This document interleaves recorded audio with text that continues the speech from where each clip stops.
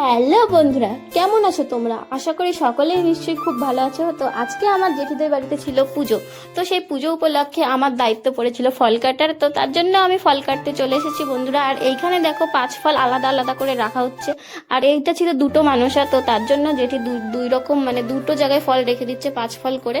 আর এইটা ছিল তিননাথ ঠাকুরের পুজো বন্ধুরা। তো তার জন্য দেখো আমি সব ফলগুলো কেটে নিয়েছি, আম, তারপরে তরমুজ, আর গরমকালে বিভিন্ন ফল। আর এইখানে দেখো বন্ধুরা, আমি বেশিরভাগ ওর জন্য আমি বেশি কাটিনি বন্ধুরা, রেখেই দিয়েছি। তো পরে সবাইকে দিয়ে দেওয়া হবে প্রসাদ হিসাবে। আর এইদিকে দেখো বন্ধুরা, আমার জেঠি বানাচ্ছে পায়েস। তো পায়েসটা খুব সুন্দর করে জেঠি বানাতে পারে, তো তার জন্য বানাচ্ছে। আর এইদিকে দেখো খুব সুন্দর করে সাজিয়েছে। আর এই পুজো উপলক্ষে বন্ধুরা আমাদেরই পাড়ার দলকে ডাকা হয়েছে গান বাজনা করার জন্য। তো তার জন্য সকলেই দেখো কত সুন্দর করে গান বাজনা করছে। আর এই এই তিননাথ ঠাকুরের পুজো হচ্ছে শিব ঠাকুরেরই পুজো বলতে পারো বন্ধুরা।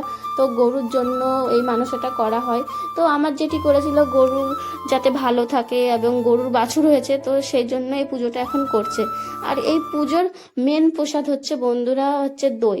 তো বাড়িতে টক দই পাতানো হয় বন্ধুরা, যে গরুর জন্য মানসা করে সেই গরুরই টক দই পাতা হয়েছে বাড়িতে। তো এই মানে টক দইটা ঠাকুরকে ভোগে দেয়া হয়, তো সেই প্রসাদ সকলে খায়। আরও প্রসাদে দেওয়া হয় খই, মুড়ি, গুড়, বাতাসা, পায়েস। এবং এইটা ছিল ডবল তিননাথ ঠাকুরের পুজো, মানে যেটি দুটো তিননাথ ঠাকুরের মানসা করেছিল জন্য ডবল তিননাথ ঠাকুরের পুজো ছিল। তো টাটা, অন্য কোনো ব্লগে আবার দেখা হবে তোমাদের সঙ্গে। এবং অবশ্যই একটা লাইক করে দিও এবং আমার পাশে থেকো তোমরা বন্ধুরা। তো টাটা।